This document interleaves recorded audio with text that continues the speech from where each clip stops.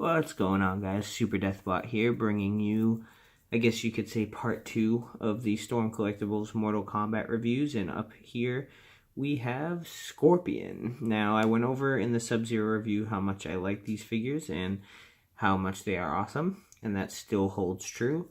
But in this video, I am going to give some of the gripes that I said I had in the Sub-Zero video, and one particular one that comes with Scorpion that I'm not happy about, so I will have to email the company.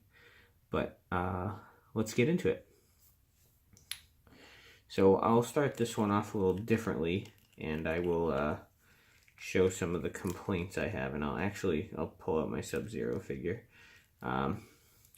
His tunic kind of wants to do that all the time.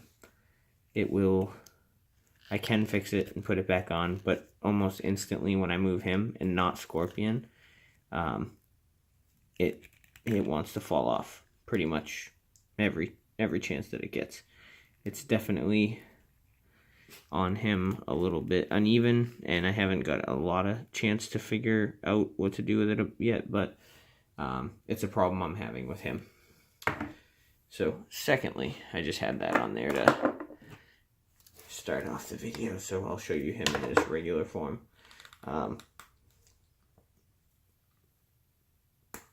The biggest gripe I have about this Scorpion figure, which doesn't really have to do with every figure, but just mine, is for about the 10th or 12th time this year, I have gotten a collectible with the wrong hand. Now, I checked through the box just to make sure it wasn't like one of the other hands and they put in it, but left hand is fine. They gave me another left hand for my Scorpion for his right hand. Now, Mythic Legions, Hasbro, Storm, they have all got me a few times this year with the wrong piece. I understand how it can happen, but with the price of everything these days, it is literally infuriating. That and breaking right out of the box. I'm not saying these guys do, but those are the two things that piss me off a lot. So I will be emailing them, and hopefully they get back to me and they can just give me another hand, and I don't have to go through Big Bad Toy Store and return this one and get another one. And you know, sometimes stuff is sold out and all that, but it's a real pain in the ass. My second gripe is this peg pretty much falls out, or comes out really easy. Well, of course, now that I try to do it, but it usually comes out super easy. I've dropped it 2 or 3 times already and had to search on the floor for it multiple times. It's kind of been just the right one too, not the left one. So a little bit, I mean, not the end of the world, but you know, wish it was a little bit better. However, aside from getting one wrong hand, the loose peg and Sub-Zero's tunic wanting to do this sometimes, man, I gotta say, I love these figures. Even with all that stuff, I love them. Look at the brightness on him. Look how awesome he is. The sculpt and articulation are really cool. Like I said, I went over all this stuff in the Sub-Zero video, so hopefully you watch that, and I'll try to make this one a little different because they're essentially the same figure. The paint on his belt is a little worse, and I think it's because it's on a lighter color, so you can see the mistakes more than on the dark blue. But that's probably the only, sketchy part of his paint job. Everything else lines up really nice, dry brushed, and all that weathering and everything, especially on his gauntlets. Everything's really nice. So I tried to knock over a few things in the Sub-Zero video that we could go over in this, like the gauntlet and some stuff for articulation. So we will go over this again real quick, just so if you don't watch the Sub-Zero video, you can still see. So there's an inside peg in his neck, and it allows his head to move back and forth. He has a ball joint also on the top, so it has really good range of motion. His hood is made out of soft goods so that it can move really well and doesn't affect any articulation. His shoulders go up really high.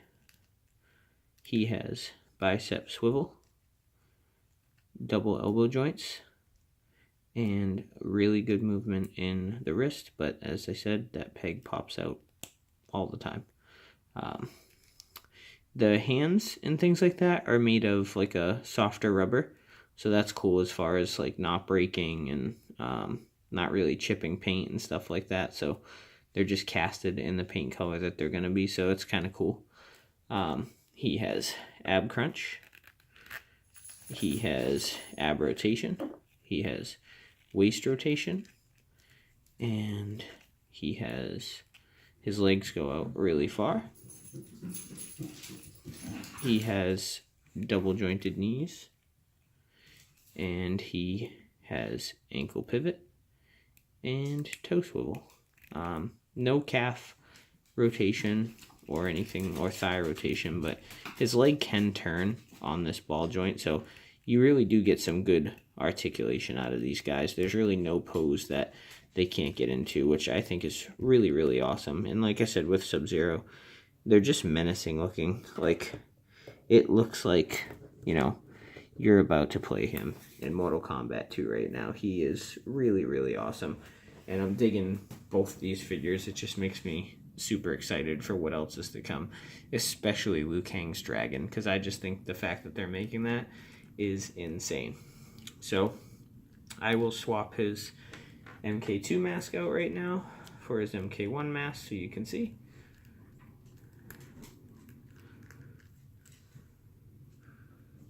Looks pretty awesome still.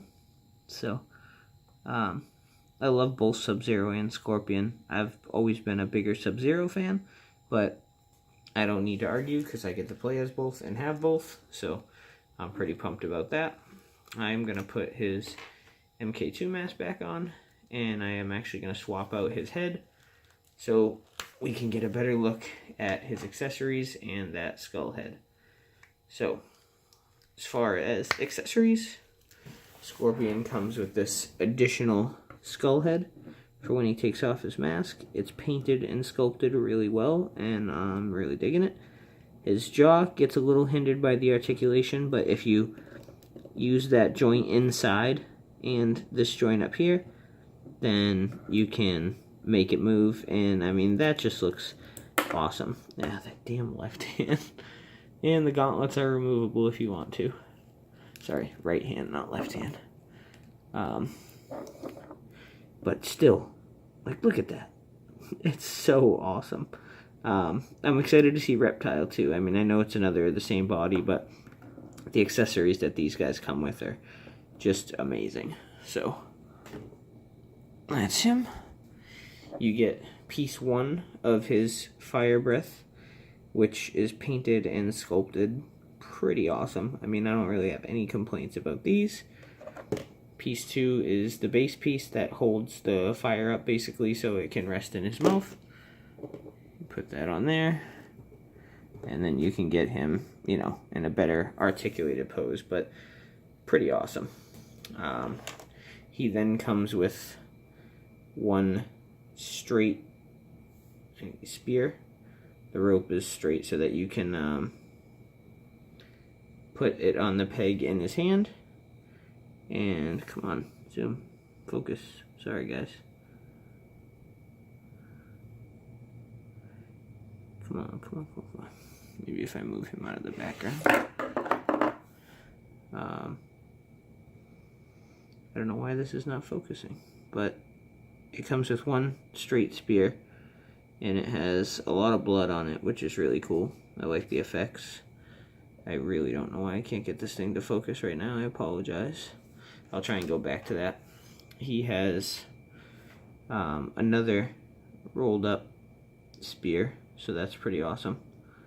And I think the accessories that they're giving these guys are really, really cool. You can see there all the blood splatter on it. The sculpt in it is really good, and it's just cool to have the option of both the elongated straight spear and the curled up one. So here you can see the blood on the spear as well, and I'll show you how to put that on in a second. I apologize for the zooming in and out. I don't know what was up with that. But I'm going to put his regular head back on and put the spear on, and then you guys can see that. And you can decide if you want these bad boys or not, or if you can get a hold of them, because they are selling out everywhere. I would suggest if you like these, and then you're interested in any of the other ones, then I would definitely pre-order Reptile and stuff like that, because they do seem to be selling out pretty quickly.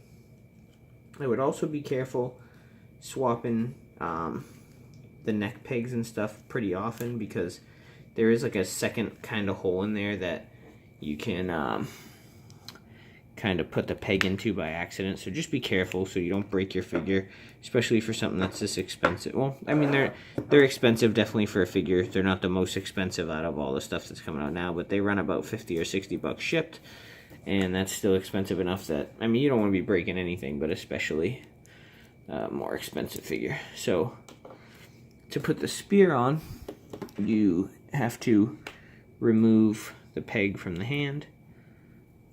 Or actually, you don't have to remove it from the hand. I lied, guys, sorry.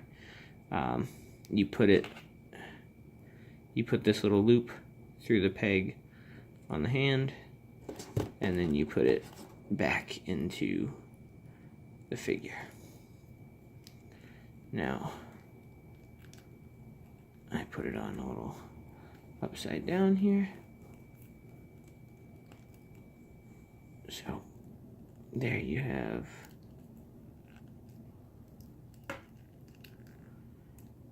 sorry guys, I'm gonna have a little trouble here with this hand. This is that one that doesn't want to stay in, so sorry for the little issues in this review. Alright, so once you have it, you know, I'm a little further away from this figure in the reviews than I would be up close playing with it. So there you can see, once you get it in, it looks like it's coming out of them. It's pretty awesome.